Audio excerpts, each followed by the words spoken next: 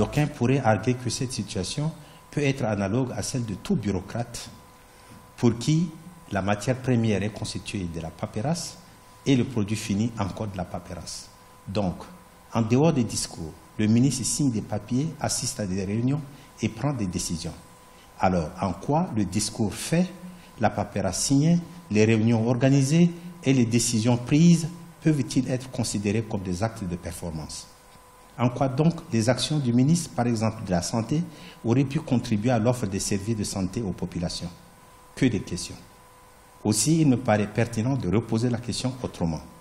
Qu'est-ce qu'un ministre devrait faire et comment mesurer sa performance? Le résumé des livres, c'est essentiellement la question qu'on s'était posée dès le départ. Un ministre, il sert à quoi exactement? Première question. Et dans la majorité des cas, on a l'impression qu'être au gouvernement, c'est comme être dans une boîte noire. Les gens entrent et ils en sortent. Et on ne sait pas ce qui s'est passé pendant qu'on était ministre. S'il ne raconte pas ce qu'il a effectivement rencontré comme obstacle, les enjeux, le plaisir d'être ministre, évidemment, il y a un problème.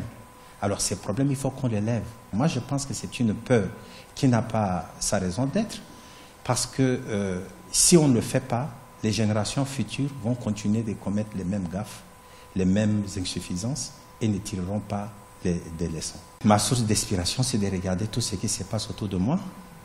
Lorsque je pose un certain nombre d'actes ou que je regarde les autres poser des actes, j'ai l'impression qu'il n'y a pas de fil conducteur, qu'on a l'impression que les individus qui se battent dans ces pays, chacun part de son côté et qu'il n'y a pas ce que j'appelle un peu des leçons qu'il faut tirer. Et j'écris pour passer un message, pour informer la nouvelle génération, pour passer le flambeau. Le message est simple parce que quoi qu'il arrive, les jeunes, c'est quand même le futur. Donc nous qui avons presque 60 ans, tirons pratiquement vers la fin, c'est le message qui reste, c'est celui des jeunes. Est-ce qu'ils peuvent s'approprier les connaissances des anciens, leur sagesse, tirer les leçons des difficultés que nous avions connues, et pourquoi certains ont échoué et d'autres ont réussi, et comment eux, ils peuvent continuer, prendre le flambeau et continuer de l'avant. Oui, j'ai pas mal de projets, il me manque du temps, il me manque des ressources, mais je pense qu'en 2017, je sortirai un roman, et ça va parler de problèmes de conflits générationnels, justement.